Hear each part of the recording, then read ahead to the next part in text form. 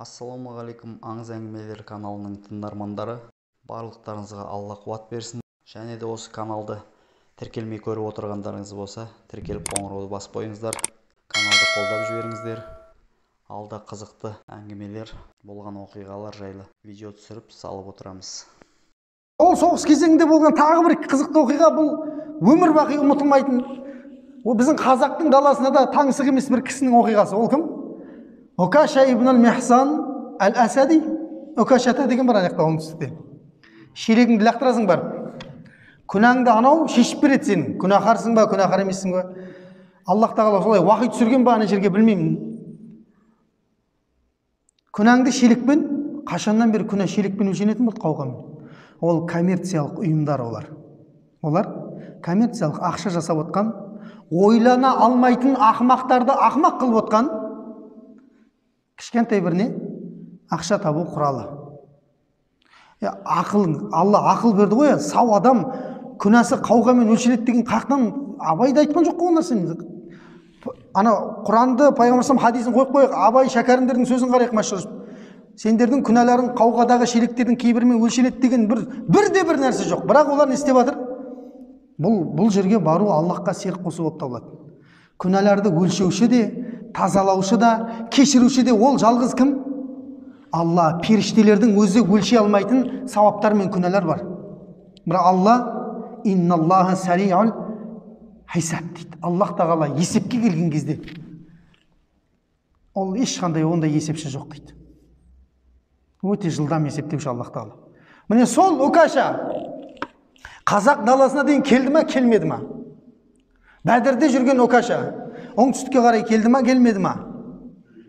Келген жоқ ол. Міне айтып кетейін енді. Ертең көрермен бар, басқа бар.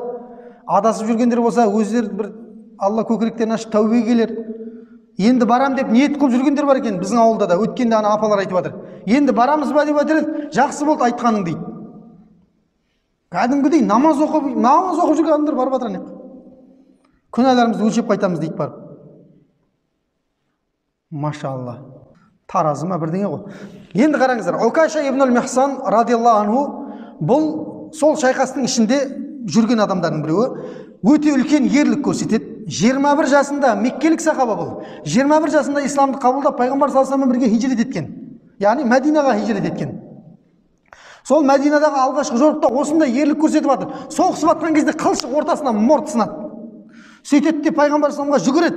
Я Алланың елшісі, пайғамбар саллаллаху қолындағы қылышының сынғанын көреді де, ол айтпастан біліп қояды. Ма Окаша мынаумен соғыс деп жердегі бір шыбықты алып қолына береді. Сонда Окаша сілкіген кезде анау қылышқа айналып кетті дейді. Ол қылышты кейін біз не деп атадық дейді? Әл-Аун деп атадық дейді. Көмекші қылыш. Аты бар ол қылыштың, көмекші деген. Соны ана қылышты алды да, шыбықты алды да қолынан бір сілкеді, анау қылышқа айналды дейді. Бұл пайғамбар саллаллаху алейхи вассалам пайғамбарлық мұғжизасы. Бұл жерде тағы бір не бар? Окашаның тәуекелшілігі бар. Алланың есімі шыбық қой деген кезде ол шыбық болып қалатын еді. Көрдіңіз ба? Анау алды да кетті соғысқа, қираттан соғысқа барып Окаша. Сол Окаша радиаллаху анху пайғамбар саллаллаху алейхи вассалам бірде сахабалармен бірге отқан кезде не деді? Ақиқатында жәннатқа есеп қисапсыз кіретін 70 000 адам бар деді. Есептеспейді олармен деді Аллах тағала. Бірден жәннатқа кіргізеді. Сонда Окаша ибн ал-Михсан әл-Асади тұрды. Я Алланың елшісі, маған дұға қылыңызшы, мен солардың ішінен болғым келеді деді. Сонда пайғамбар саллаллаху алейхи вассалам, ей Окаша, сен солардансың деді. Мына жағынан тағы бір өтір. Алланың елшісі, мен де солардың ішінен болайын, дұға қылшы. Окаша сенен озып кетті деді. Көрдіңіз бе? Әдемі жауап, Жоқ, сен кірмейсің жәннатқа деген жоқ. Жәннат кең өткен, бәрі сияқты ол жер.